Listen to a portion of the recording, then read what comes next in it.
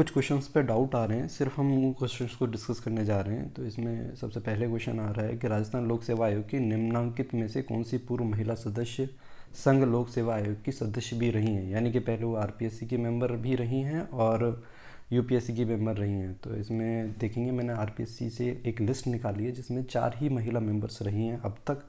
इसमें आपका कांता माथुरिया जी हैं, कमला भील जी हैं, प्रकाशवती शर्मा जी हैं और दिव्या सिंह, चारों के चारों महिला सदस्य रही हैं आरपीएससी की।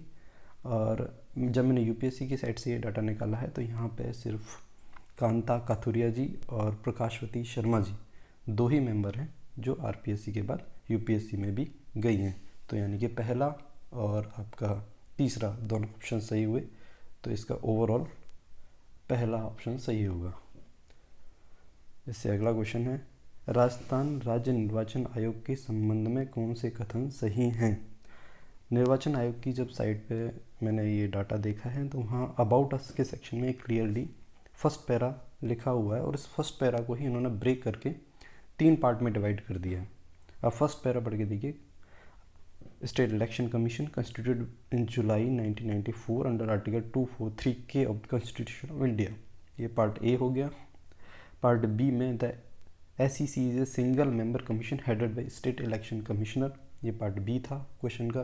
और part C, it has a secretary who is also chief electoral officer of the state. यानी इस पैरा को 3 पार्ट में डिवाइड कर दिया, ABC, और एज इट इज़ क्वेश्चन बना दिया है। तो इसके तीनों के तीनों सही होते हैं, ABC। तो इसका आंसर होगा आपका सेकंड, जिसमें ABC तीनों दे रखे हैं। अगला क्वेश्चन है, निम्नांकित कथनों पर विचार कीजिए। नगर पालिका निर्वाचन में कोई प्रत्याशी 1 से अधिक वार्ड से चुनाव नहीं लड़ सकता है।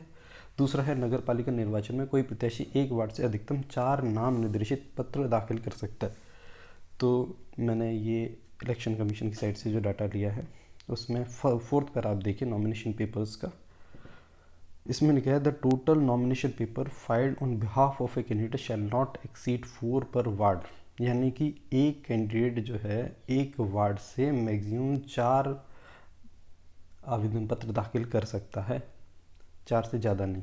तो इससे क्लियर हो रहा है कि इसका सेकंड ऑप्शन सही है। और जो फर्स्ट में कहा गया है 1 से ज़्यादा वार्ड से नहीं कर सकता, तो इसकी लाइन को आप ध्यान से पढ़िए, 4 पर वार्ड यानी कि हर वार्ड से वो 4 आवेदन कर सकता है। तो इसका आंसर हो जाएगा आपका फर्स्ट रॉन्ग, सेकंड राइट। तो ओवरऑल आंसर हो जाएगा 1, केवल 2 सही है। अगला क्वेश्चन है, सूचना का अधिकार अधिनियम 2005 की किस धारा के अंदर राजस्थान के लोक अधिकारी पर राजस्थान राज्य सूचना आयोग का आदेश बाध्यकारी होगा। तो ये देखिए आप, स्टेट इन्फॉर्मेशन कमीशन की साइड से मैंने डाटा लिया है 19 का सेक्शन 7 में। आप देखिए, the decision of the Central Information Commission और State Information Commission as the case में बी शैल बी बाइंडिंग, ये clearly as it is line को यहाँ पे पुट कर दिया है। तो इसका सेकंड सही होगा। उसके बाद अगला क्वेश्चन देखिए 14 क्वेश्चन, जन सूचना पोर्टल से सूचना पाने के लिए SSO ID की ज़रूरी है। जन सूचना पोर्टल के माध्यम से ई मित्र की सूचना पाने का कोई शुल्क नहीं है। तो ये देखिए, अब जन सूचना पोर्टल पर जब आप जाएंगे तो किसी भी SSO ID की आपको ज़रूरत नहीं पड़ रही है। यानी कि ऑप्शन 1 इसका जो है, स्टेटमेंट 1 इसका गलत हुआ। सेकंड स्टेटमेंट जो कह रहा है कि ई मित्र, ये लीजिए ई मित्र का इसमें सेक्शन आ गया, और ई मित्र के अंदर आपको जब ई मित्र की डिटेल लेनी है इसके लिए किसी भी तरह का शुल्क नहीं मांग रहा है। यानी कि सेकंड स्टेटमेंट इसका सही हो गया, फर्स्ट रॉन्ग, सेकंड सही। तो इसमें आपका ऑप्शन ऐसा दे रखा है, आपका ऑप्शन 1 में केवल 2 सही है। अगला क्वेश्चन देखते हैं, निम्नांकित में से क्या राजस्थान संपर्क में सुशासन के आयाम के रूप में गलत चिन्हित है। तो जब संपर्क, राजस्थान संपर्क की साइड पे जाएंगे, इसका लास्ट पैरा जब हम पढ़ के देंगे, through Rajasthan Sampark government Rajasthan intents to achieve all important aspects of good governance. जैसे कि अब इसमें आप ऑप्शन देखिए, रोबस्ट डिलीवरी सिस्टम यानी कि ठोस सेवा प्रदान प्रणाली। सेकंड लिखा गया ट्रांसपेरेंसी यानी पारदर्शिता, यानी ये दोनों हैं। और ग्रीवेंस रिड्रेसल यानी शिकायत निवारण, ये भी है। और जो विश्वास है, ट्रस्ट है, ये कहीं पे भी इसमें मेंशन नहीं है। तो इसका जवाब हो जाएगा विश्वास, चौथा ऑप्शन।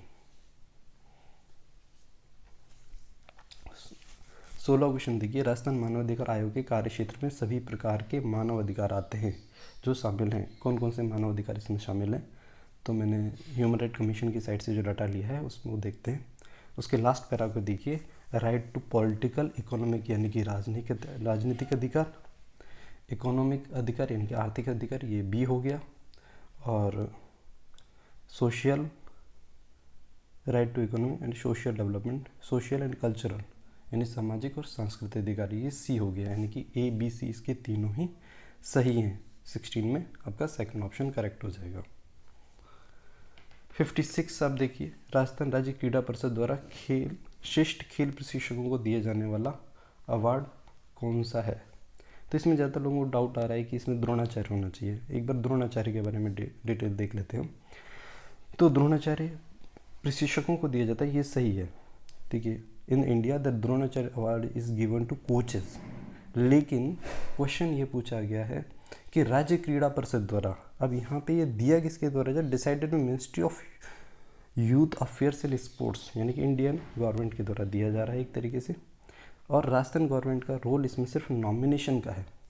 तो ये ऑप्शन गलत इसलिए हो रहा है कि ये राज्य क्रीड़ा परिषद द्वारा दिया नहीं जा रहा है, सिर्फ नॉमिनेशन राजस्थान गवर्नमेंट कर रही है। इसमें दिया कौन सा जा रहा है? गुरु वशिष्ठ अवार्ड।